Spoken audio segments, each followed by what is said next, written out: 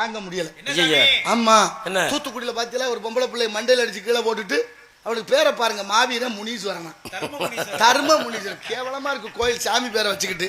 ஐயோக்கிய பயில அடிச்சு கொன்னே விட்டேன். கொன்னு விட்டு அந்த பிள்ளைய தொந்தரவு பண்ணி கெடுத்து விட்டேன்.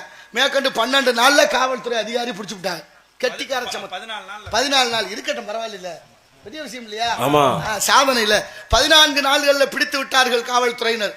விசாரிக்கிறாங்க. அவனை கூட்டிட்டு போய் அந்த இடம் வரைக்கும் காமிச்சு என்னடா நடந்துச்சு சொல்றான்னு சொல்லி அத்தனையும் கேட்டா அவன் சொல்றேன், ஐயா நான் போதையில இருந்தேன் அதனால நடந்து வச்சுன்றேன். என்னடா போதைன்னு கேட்டா கஞ்சா குடிச்சிருந்தேன் அதனால இது மாதிரி நடந்து வச்சுட்டேன். ஒப்புதல் வாக்குமூலம் கொடுக்குறேன். என்னன்னு, தூத்துக்குடி விளாத்திக்குளம் பகுதியில் கொலை நடந்தது, கஞ்சா குடிச்சு புட்டான்னு செஞ்சுட்டேன்னு. தமிழ்நாட்டு முக்கியஸ்தர் பூரா சொல்றாங்க நாட்டுல போதையே இல்லைன்னு சொல்றாங்க. வெக்கமே இல்லாம நினைச்சு பாருங்க. அவன் சொல்லிட்டேன் கஞ்சா குடிச்சு புட்டான்டா இது நடந்துச்சுன்னு சொல்றேன். ஆனா பல பேர் பேட்டி கொடுக்குறேன்.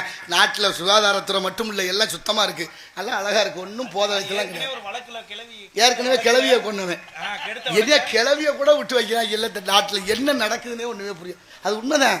மதுராந்தகத்துல ஒரு பொம்பளை பிள்ளை இரவு முழுவதும் 3 அயோக்கிய பயலுக்கு போதையில சிதைத்து விட்டார்கள். திருப்பூர்ல கிழவனை கொண்டு விட்டு கிளவியை தூக்கிட்டு விட்டாங்க. என்ன கொடுமை நடக்குது, நல்லது நடக்குது, கெட்டது நடக்குது, வேடிக்கை பார்க்குது இந்த நாடு. என்ன எழுவது, இளம் பிள்ளைகளை பெண் பிள்ளைகளை பெற்றவர்கள் வயிற்றில் நெருப்ப கட்டிக்கிட்டு தர்றான். அவனை சுட முடியல, கல் இறக்கணவனை போய் சுட்டு விட்டானுங்க ஒரு ஆளு.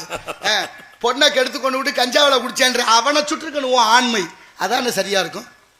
கல் இறக்குனது குற்றம்னு சுடுறேன்னா நீ சிந்தனை எல்லாம் எப்படி இருக்குன்னு பாருங்க. எங்க போய் சொல்றது இந்த கொடுமையெல்லாம் நமக்கு தேவையில்லை. பெரிய இடத்து பொல்லாப்பு, அரமனை கோழி முட்டை, அம்மிக்கெல்லாம் உடைக்க. ஆனாலும் நாளைய தலைமுறை எப்படி வாழும் என்ற சந்தேகமும் ஒரு பயமும் ஏற்பட்டு கொண்டிருக்கிறது. என் சரித்திர சான்றுகளான அத்தனை விஷயங்களும் எண்ணி பார்க்கிற பொழுது ஒருத்தர் திடீர்னு இறந்து போனாரு. இறந்து போனா ஆத்மா யமலோகத்துக்கு போயிருச்சு. யாரா இருந்தாலும் ஒரு நாள் சாகத்தான் போறோம். அதுக்கெல்லாம் ஏன் தான் இந்த பிரச்சனையோ என்னமோ தெரியல.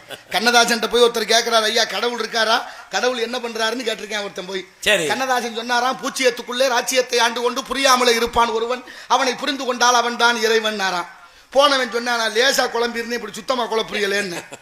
அவர் சொன்னார், அப்படிலாம் குழப்பமெல்லாம் ஒண்ணும் இல்லப்பா, தென்னையில நீருக்குள்ள தேங்கியுள்ள ஓட்டுக்குள்ள தேங்காயை போல் இருப்பான் ஒருவன், அவனை தெளிந்து கொண்டால் அவன் தான் இறைவன். கோழிக்குள் முட்டை வைத்தான், முட்டைக்குள் கோழி வைத்தான், வாழைக்கும் கன்று வைத்தான் ஒருவன், அந்த ஏழையின் பேர் இறைவன். தான் தான் பெரு வீரர் என்று மார்தட்டி சொல்பவர்க்கும் நாள் குறித்து கூட்டிச் செல்வான் ஒருவன், அவன் தான் நாடகத்தை ஆட்டி வைக்கும் தலைவன். 8 அடுக்கு மாளிகையை கட்டி வைத்து அதை 8 முன்னே 8 அடுக்கில் வந்து படுத்தான், மண்ணை மூடியவனே அதற்கு வேலி அமைத்தான். எது நிரந்தரம், எது நிரந்தரம்? மாட்டு வண்டியும் மனித உடம்பும் ஒண்ணு. என்ன இருக்கு மிச்சம்?